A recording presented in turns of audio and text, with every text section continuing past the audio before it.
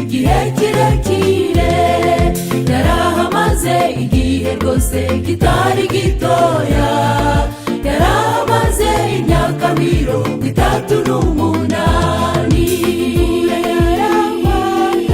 ikahamusanga, ikahamusanga, ntabwo yaragishoboye no kwinyeganyeza, byari bigoye kuko yaramaze no kurambirwa, ikahamusanga,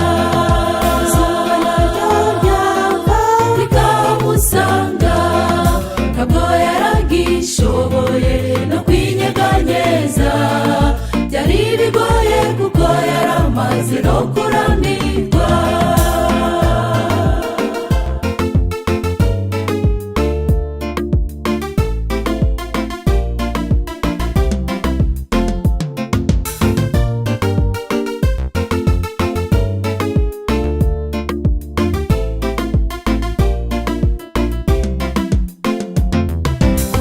Kidendezi i Betesida, hari n'abandi bari bafite uburwayi bwinshi, hari impumyi ndetse hari n'ibirema, bose bari baje gukirira muri ayo mazi. Marayika w'Imana yazaga muri ayo mazi, wayajyagamo mbere niwe wakiraga, ariko wowe ntiyarashoboye kwinyeganyeza, abandi barakiraga we agasigaraho.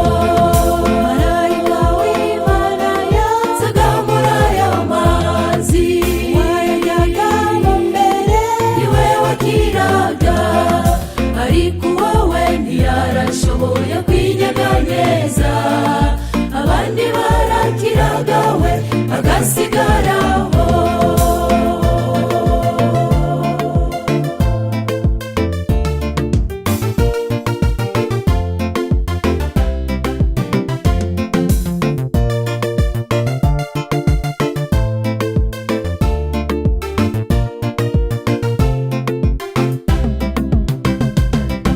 Maze umunsi umwe Yesu amugeraho, amenya yuko amaze igihe kirekire, maze aramubaza ati urashaka gukira? Nawe ati simfite uwo kunjugunya muri ayo mazi. Yesu ati haguruka, maze utahe, maze arahaguruka anezerewe, agenda ahimbaza Umuremyi wari umukijije. Ati haguruka,